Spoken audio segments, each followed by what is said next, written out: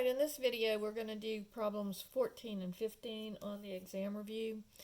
And this one says an object is thrown upward at a speed of 152 feet per second from a height of 16 feet off the ground.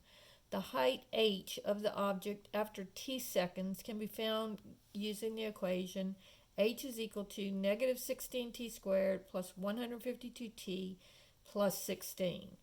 Now, all of the words in the problem, as far as math is concerned, it really doesn't matter because they've given us the equation.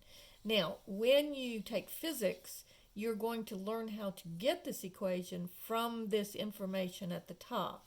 But all we really need to know is the height is h, and the t is the number of seconds from when the object was thrown. So part A says, find when will the height be 76 feet? So all we're going to do is we're going to let h equal 76 feet, and we're going to figure out what t is. So this would be 76 is equal to, and I just make it equal to that equation, negative 16t squared plus 152t plus 16.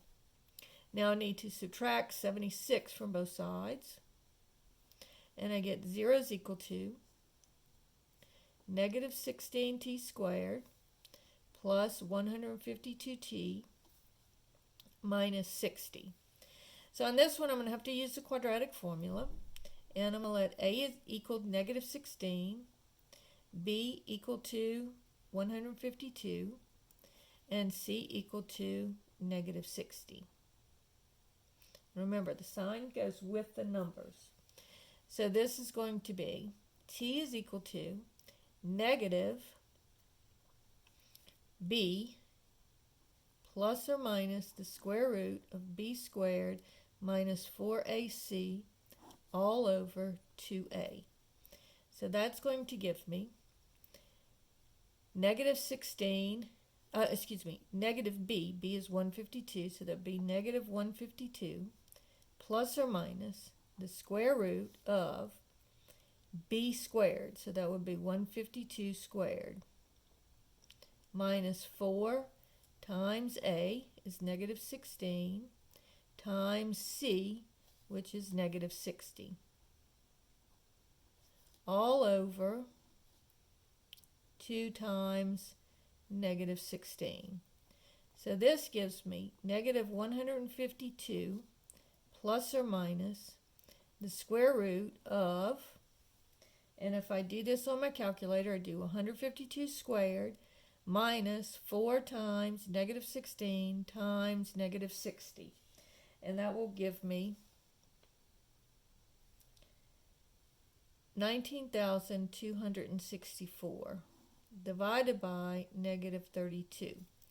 And if you do this, you're going to get two answers. One of them will be 0.41, and the other one will be 9.09. All right? Now, on the second part of this problem, we're going to have when will the object reach the ground? So that will be when the height is 0. So this one will give me 0 is equal to negative 16t squared plus 152t plus 16. All right, so I don't have to do any solving. It's already set equal to 0. So on this one, a is going to be negative 16, b is equal to 152, and c is equal to 16.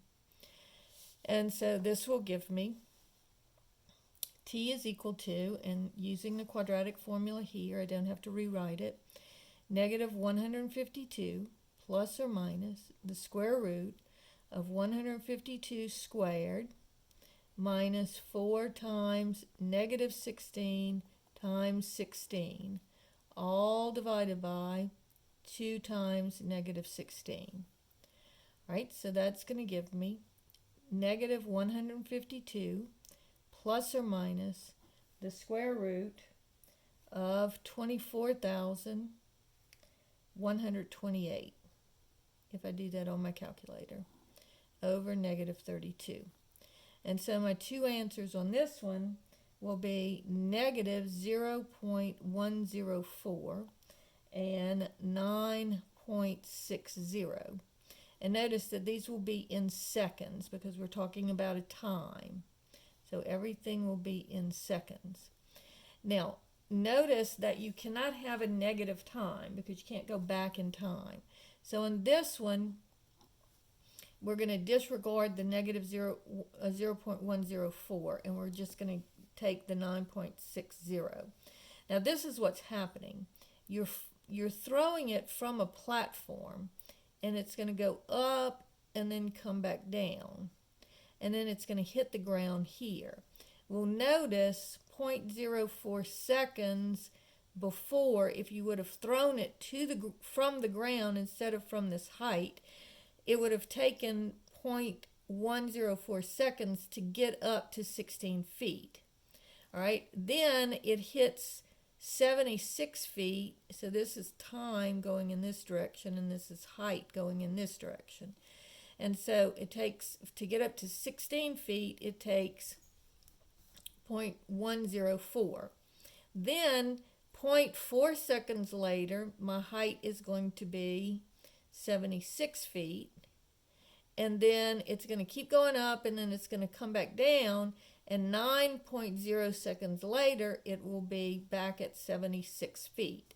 And then it's going to keep coming down, and then it's going to hit. So this would be at 9.09 seconds, and then this one would be at 9.60 seconds. All right, so it's going, and my drawing is not very good here. It's actually going way up. And so it's going to go way, way up, and then it's going to come back down.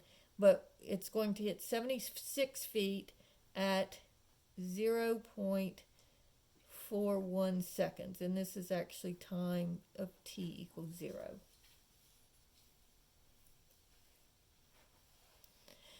Now, problem number 15, they're asking us to write a polynomial function with the given zeros and their corresponding multiplicities. So the way that I like to do this is I like to write my zeros here. So -6, -8, and 4.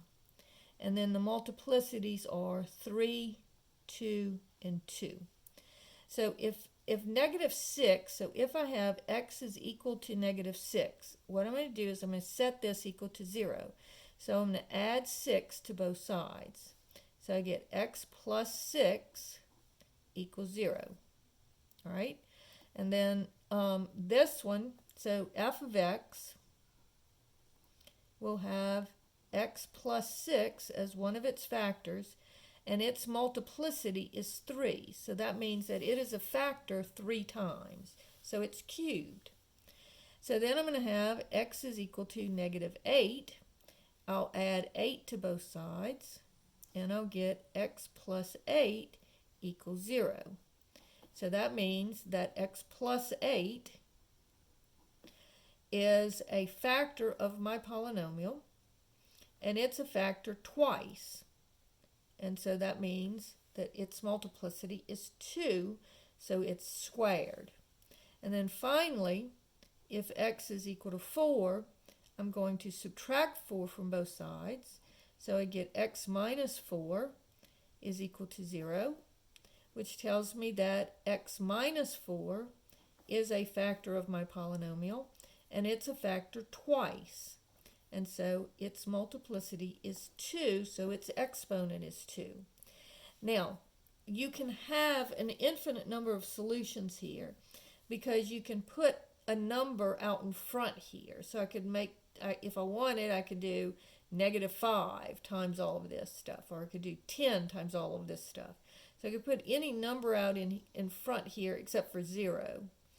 But this would be the polynomial. So this is the simplest polynomial that I can find. So this is going to be the one that I'm going to write down. But if you want to write a 5 out in front of it, you can. All right. So on this one, we had to use the quadratic formula, which is very time consuming. And in this problem, we had to use it twice. But this problem was not too hard because you had to, or not very time consuming anyway. But you have to remember that if you have these zeros, then that means that if you set them equal to 0, those are the factors. Because remember, when we were doing it the other way, we would say, Well, here's a factor of the polynomial. So if I want to make y equal to 0, that would mean x plus 6 would be equal to 0. And then I would have subtracted 6 from both sides and gotten x is equal to negative 6. So here I'm doing the opposite of that. I'm going to add 6 to see what sets it equal to 0. And then that gives me the factor. And then the multiplicity tells me what my exponents are. All right, so that's question 14 and 15.